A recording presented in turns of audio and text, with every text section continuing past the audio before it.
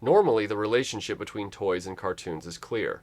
The toys are designed and manufactured, and then a cartoon is brought about to help promote those toys.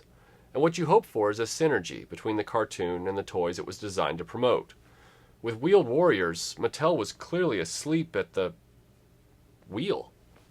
We gotta get back to the past, to the 20th century.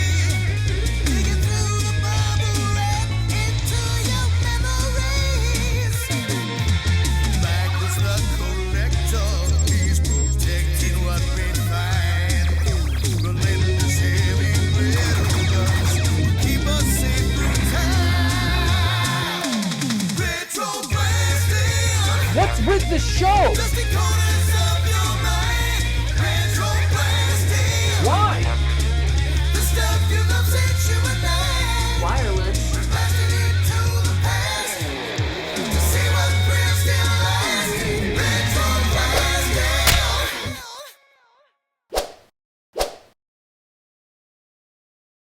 The foundation of the Wheeled Warriors product line was all-terrain sci-fi trucks, the SUVs of the future.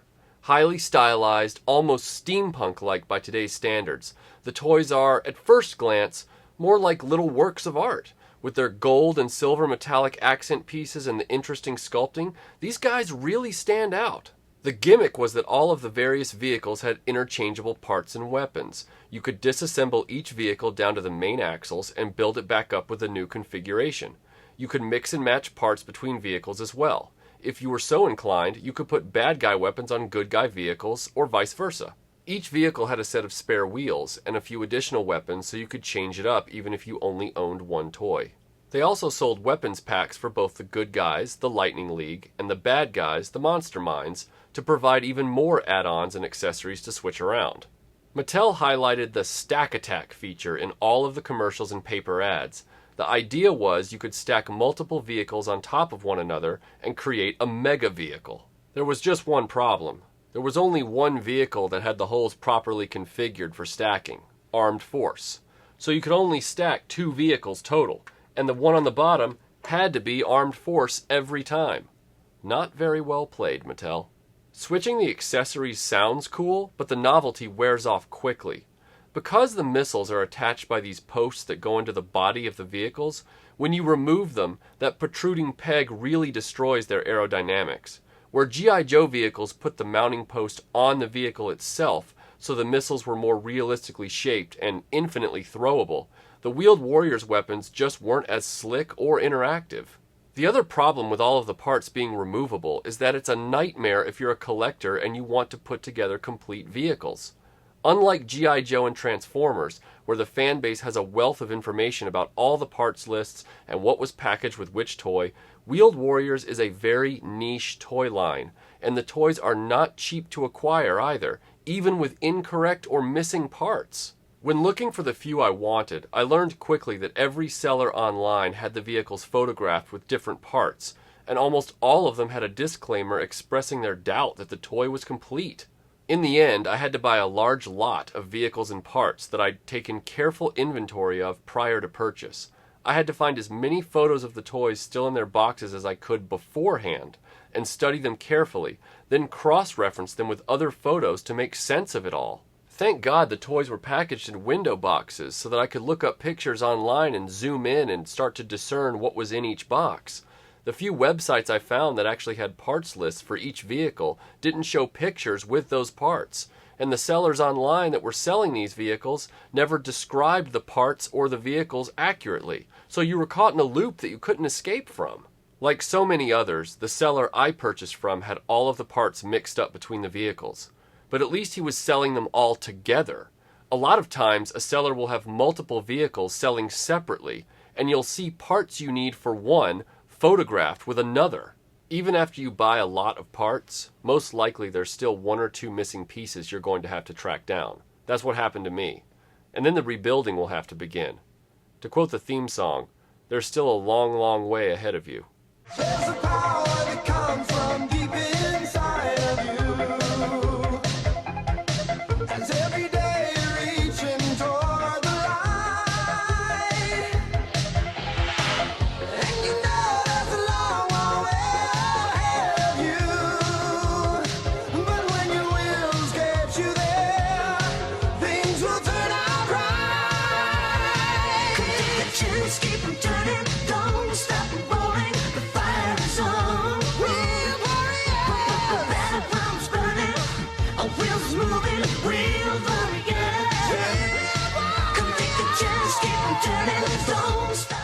If you've been paying attention so far, and you've seen the previous videos in this series, you might be asking yourself, why isn't this toy line called Jayce and the Wheeled Warriors? For one, there's no Jayce figure. There's also no Gillian, or Flora, or Herc, or Oon figures either. Just these tiny orange dudes in sunglasses and neckties. The monster minds are only vehicles, with little foam slabs shaped like brains inside. There are no humanoid figures of Sawboss or Terror Tank or any of those guys. I said this in the previous video, but I can't help repeating it because it amazes me how disconnected the toy line is from the cartoon. Just reading the back of Sawboss's box makes this so clear. It says, Sawboss, Monster Minds Tyrant, Sinister Saw with a mind of its own. To become head of the Monster Minds group, you've got to get rid of the old leader, and that's just what Sawboss did. His beastly blade attacks all who challenge him, but will he always be top brain? Well, if you watch the cartoon, Sawboss is created instantly and is instantly the head of the Monster Minds, whereas here, they describe it as a gang of guys that are trolling around the galaxy, and Sawboss just happens to be the latest usurper. In fact, the only connections to the cartoon are the designs of the vehicles and the names Wheeled Warriors, Lightning League, and Monster Minds. When your cartoon is headlining a character, but your toy line doesn't include that hero, your product line is skating on very thin ice. The entire line was just 8 vehicles, 2 motorized walker toys, 2 accessory packs, and a base playset. The battle base was a big plastic brick with tank treads. It wasn't used much on the show either. As a toy, it's a maintenance garage and depot for the Lightning League vehicles. In the cartoon, it is inexplicably plugged into the stern of Herc's spaceship, and instantly becomes the new command bridge. I'm still not certain how that conversion was made so easily. Every now and then on the show, the battle base would leave the ship, but you can count the number of times that happened on your fingers. In the end, you had a cartoon with distinct characters and a mythic premise, while the vehicles were just tools to shuttle the characters around. At the same time, you had a toy line of cool, odd vehicles, but a more vague premise, and no real distinct characters. The advertising didn't match the product. It confuses the customer, and when that happens, the customer doesn't buy your stuff. What I can say is, Wheeled Warriors toys are a unique footnote of the 1980s. The vehicles look amazing on display, but they are pricey, and it can be difficult to piece together complete examples. I only wanted Armed Force and Sawboss, but I ended up getting Drill Sergeant and Terror Tank at the same time. It's a nice group, but am I really going to track down the rest, especially given how disconnected the toy line is from the cartoon? Probably not.